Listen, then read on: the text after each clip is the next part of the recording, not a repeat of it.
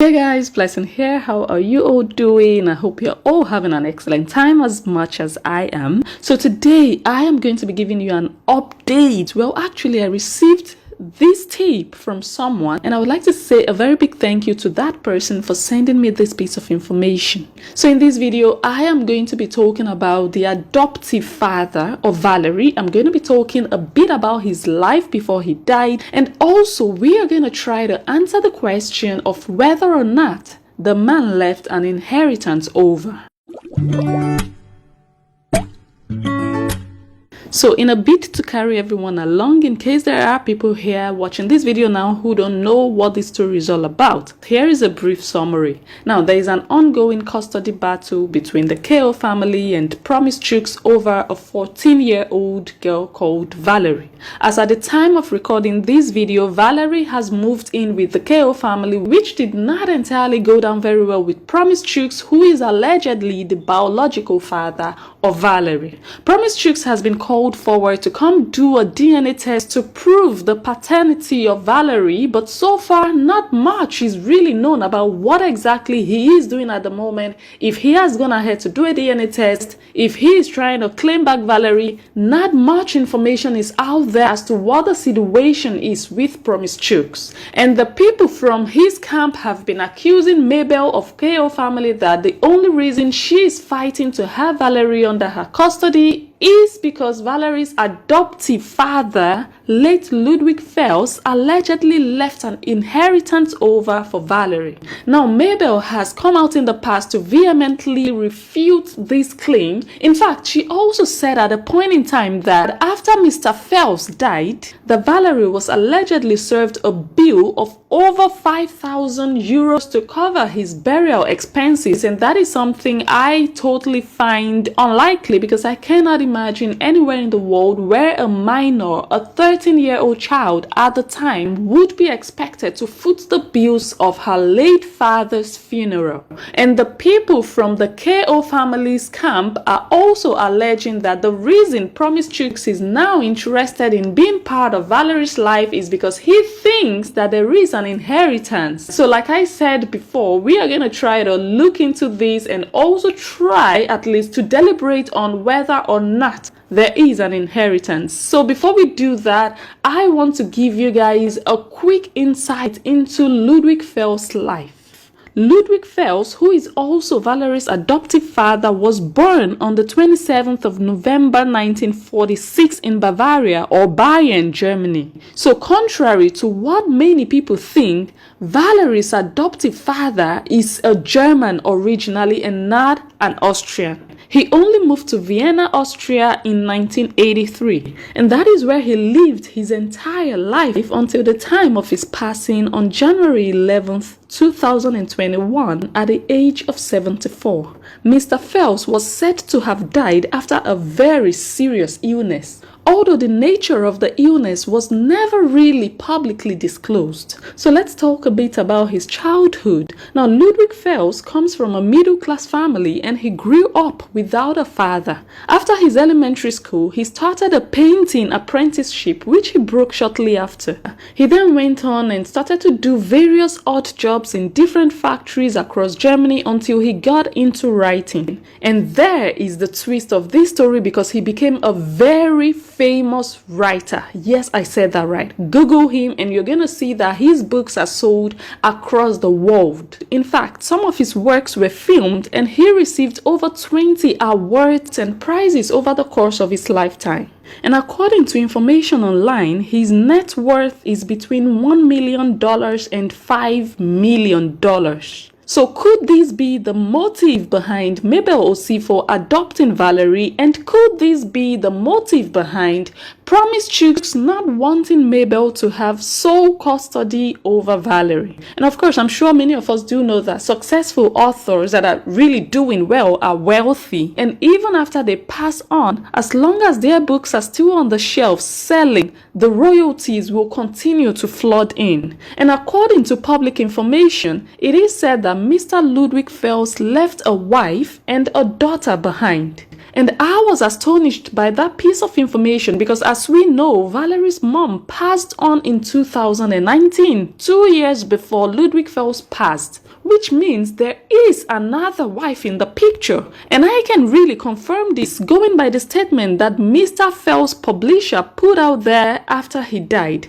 Now, Mr. Fels' publisher announced his death and also wrote, "Our thoughts are with his wife." So Valerie's adoptive father still has a living wife somewhere in Vienna, Austria. So what would this mean for Valerie in terms of the inheritance? That would mean two things. One, if Valerie was indeed included in the will of Mr. Ludwig Fels, she would still be entitled to whatever has been assigned to her, whether he has a wife or not. And it also means that the claim by Mabel Osifo that a bill of over 5,000 euros was sent to Valerie to pay for her father's funeral are, like I said, unlikely, because there is no way they are going to bypass someone's spouse and expect a minor, a child of 13 years old at the time, to come forward and pay that amount of money. I mean, where would they expect her to get that money from? And it is also worth mentioning that Mabel previously said in one of her videos that Mr. Fels indeed has a living wife. Take a listen.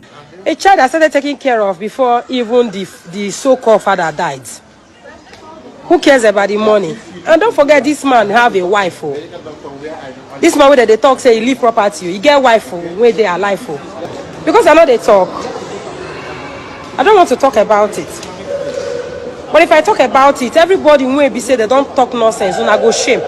I love my princess, and that is all. Say for money, money care. Okay, you said it that Fels has a wife. Yes, so he has a wife, oh, my sister. The wife is very much alive, oh, sure. When I won't push the woman come off for house, carry house. So with all this information and with the knowledge that in most parts of Europe it is impossible to be married to two women at the same time, it is highly probable that at the time that Mr. Ludwig Fels died, that he was not legally married to the mother of Valerie. But what kind of relationship did they still have? Did he entirely cut ties with her and with Valerie? Did he exclude Valerie from his inheritance, which is very possible? You guys should remember that after Valerie's mother died, Valerie did not move back in with her adoptive father and his wife at the time. Rather, she was taken to a shelter for unaccompanied minors. So I think Valerie should be able to give more information as to the relationship that she had with this man. Did he ever pay her a visit while she was there at the shelter? Or perhaps he was very sick at the time that he could not visit her. What kind of relationship did she have with him? And another very confusing part of this puzzle is that when Bonita died, Bonita is the mother of Valerie. May her precious soul rest in peace. On the obituary that you see here, she was still carrying the name Fels. And like I said, it is really confusing because it looks like she was married to Mr. Fels and then they divorced and then he remarried, and a lot of people don't know now if his separation from Bonita might have had an effect on the will that he left behind. That is the big question. And even if there is a will that includes Valerie, we can only find out when she attains the age of adulthood, which is 18 in Austria. So you guys should go ahead and let me know in the comments down below if you think that Mr. Ludwig Fels included Valerie in his will or not.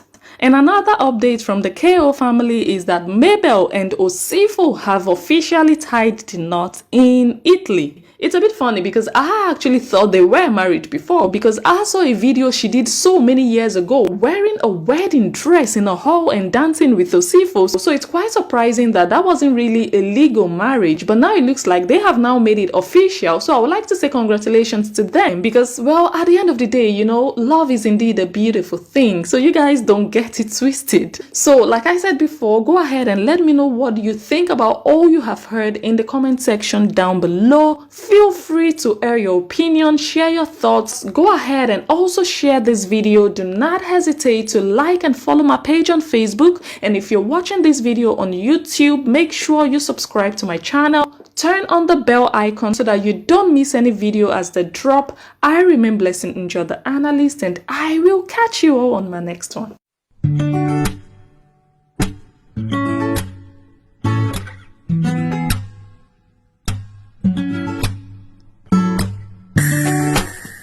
갑자기 내게 나타나준 너, 난 아무 말도 할 수가 없었지.